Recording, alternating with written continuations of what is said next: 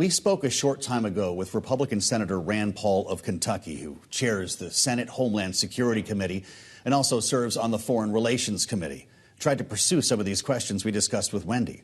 Asked him about the legality of the Pentagon's actions in Venezuela and whether he thinks they amount to a prelude to war. I'm very fearful that these boat strikes and the positioning of our ships and our troops right off the coast of Venezuela is a prelude to war. I think that there is a real question of legality. Under the military justice, under the Code of Military Justice, it says that when someone has been incapacitated or shipwrecked, or they're clinging to the wreckage of a boat, that they're out of combat and they're no longer subject to be killed. And so there is a real question, who gave the order and why would they give the order to kill someone who is out of combat? Now, over the weekend, the Secretary of Defense was saying, well, I don't know anything about it. I don't know anything about a second attack. But today, when he was interviewed, he said, well, yes, I left the room for a while. The second attack occurred, and I learned about it when he came back.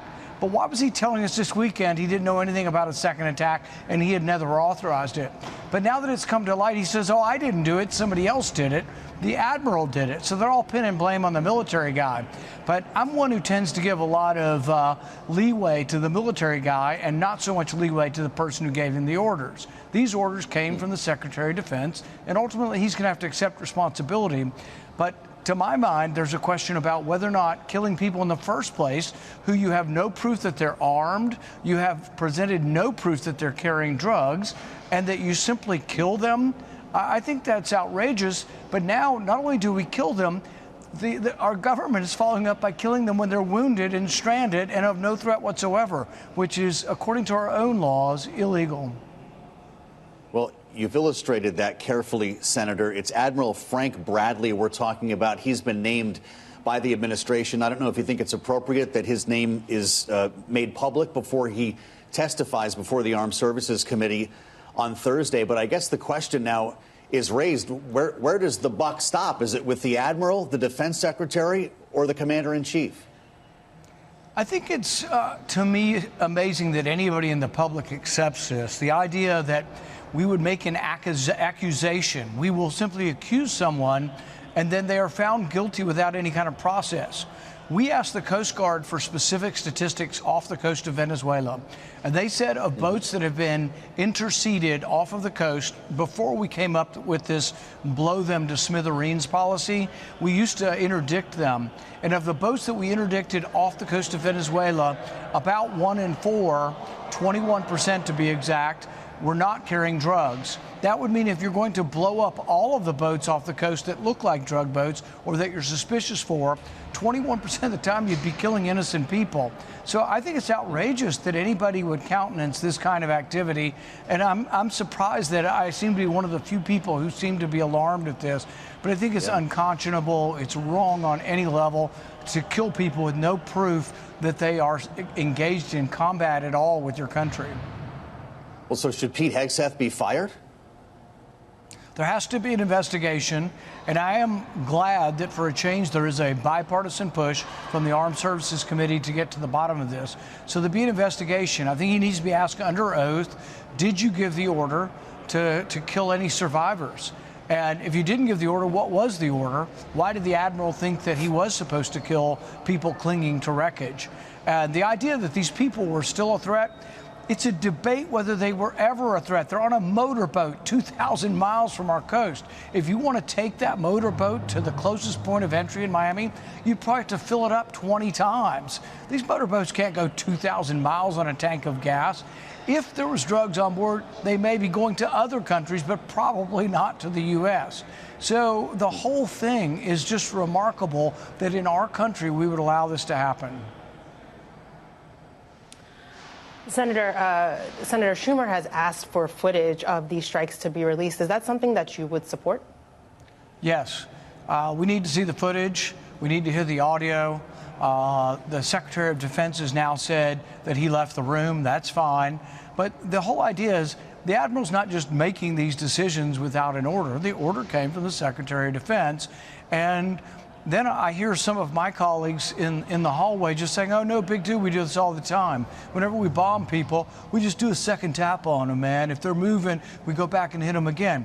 Well, if it's soldiers with guns shooting our soldiers, I'm fine with that. But this is a pretense of a war. They've just said, oh, we call these people in these boats narco-terrorists so we can kill them without any kind of proof, without any kind of justification, because we say so, because we say it's a war. This is insane. This isn't a war. These people we don't even know if they're armed. Or we've killed 80 people. Are any of them armed? What are their names? What is it they're transporting? All these people going off saying, oh, fentanyl's killing people. I know people who died of fentanyl. I have a great deal of sympathy. I know a family who lost 2 sons to fentanyl. I have sympathy for that. There's no evidence there's any fentanyl on this boat. There's no evidence that any fentanyl comes from Venezuela. Zero. There is fentanyl come out of Mexico, but since we're blowing these boats up, maybe we're taking our eye off the border in Mexico. So the whole thing is a pretense and a prelude to war in Venezuela, and I hope it doesn't happen. Senator, you've said previously that you've received not one briefing on Venezuela. In your eyes, does the administration have a coherent strategy on this issue? And how does it square with the president and the administration's America First posture, this idea that they were going to keep America out of ever-increasing foreign entanglements? The one thing I've always liked about Donald Trump, and the reason I've supported him and still do support him, is that I think his instincts towards less intervention and less foreign war have been sincere. He's been against the Iraq War for several decades, before it happened and after it happened. He was against the war in Libya that Obama took us into. So those were legitimate ideas. They're a legitimate part of America First. But this idea of invading Venezuela, I think, comes from the Secretary of State, who's long wanted regime change there.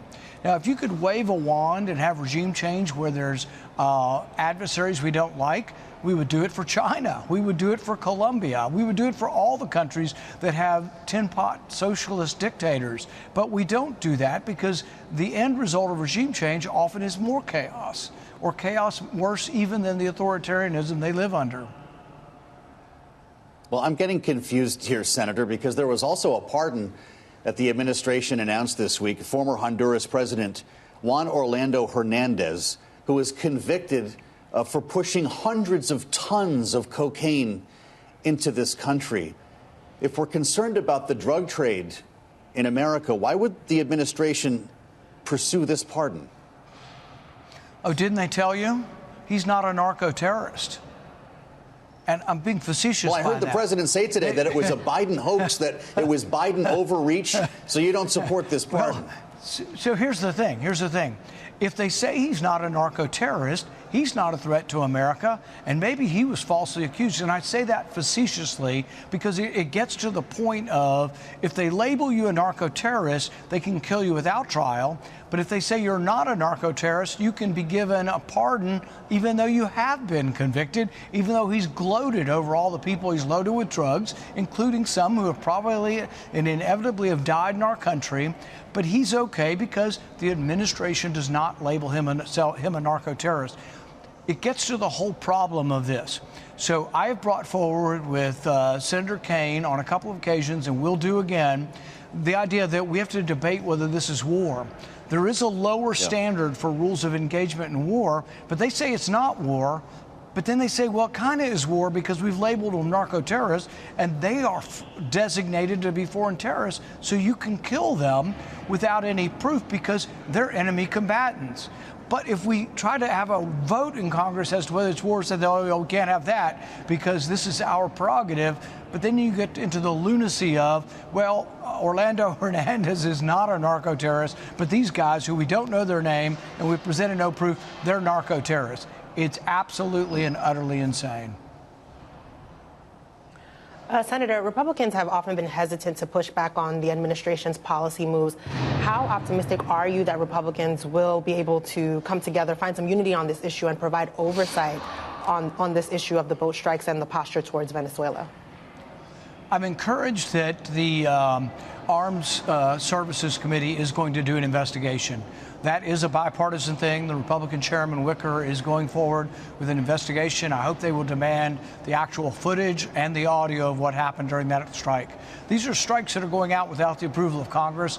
At the very least, after the fact, they ought to show us the actual video, the actual footage, and the actual audio, and we should hear under oath from the Admiral that gave the order and hear under oath from the Secretary of Defense. I've got to ask you about health care. Senator, just a couple of hours ago, you probably saw this, the president posting on Truth Social what appears to be a screen grab of a text that you sent him. Is that real, just for starters? Is that a text that you sent the president?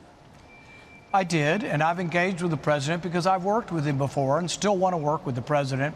In the first administration, I engaged with him on something called association health plans. These are group plans that individuals can buy. So, for example, the biggest problem we have in healthcare is that if you're a small business person, say you're an accountant and you have 3 employees, you want to buy insurance, you go into the individual market and you have no leverage. And if one of your employees gets cancer or you get cancer, they jack up the risk for your really small risk pool. Instead, what I'm proposing is you should be allowed to go anywhere you want to buy insurance across state lines, including places like Costco, Sam's Club, Amazon. And then if you became one of millions of people buying insurance, Amazon or Costco would negotiate directly with the insurance company and say, look, I got 10 million people who want insurance, and I'm negotiating for them. And all of a sudden, they become the largest entity in America, and they'll drive the prices down. The problem with Obamacare, although well-intended to help people, is when you give people money to buy insurance as insurance rates are going up, you say, I'll give you $1,000, then I'll give you $5,000, then I'll give you $10,000. You just keep chasing the rates higher because you're artificially increasing the demand and the price just goes higher. It hasn't worked. So originally, President Obama said prices will go down $2,500 within, I don't know, a year or two of Obamacare, and the exact opposite has happened. So if we continue to do this, it won't get any better. We're chasing in our tail. We're chasing inflation. And so what we need is leverage and to allow the marketplace to work to bid down prices. My plan would also let everybody have an HSA, and it would let you purchase your health insurance out of an HSA. So as you save money and you're able to purchase your insurance out of it, there would be a possibility, particularly over time, that you might be able to accrue enough money that you would be able to get larger and larger deductible because you have a big savings account to cover your deductible. Just to understand for our viewers and listeners here, Senator, do you need the president, now that you're pitching him on this, to say which plan, yours or Bill Cassidy's, should be pursued here? And will this get a floor vote when that happens? It's the debate. We're having this debate right now within our caucus. Others in my caucus want to take the Obamacare money and stick it in your HSA. That, to me, is another form of Obamacare, and I'm not really for that. I'm for letting you save your own money in your HSA and letting 90% of people who don't have an HSA get one, and then let you negotiate through a buying co-op like Amazon to get lower prices. Republican Senator Rand Paul of Kentucky with us on Balance of Power, a conversation earlier today.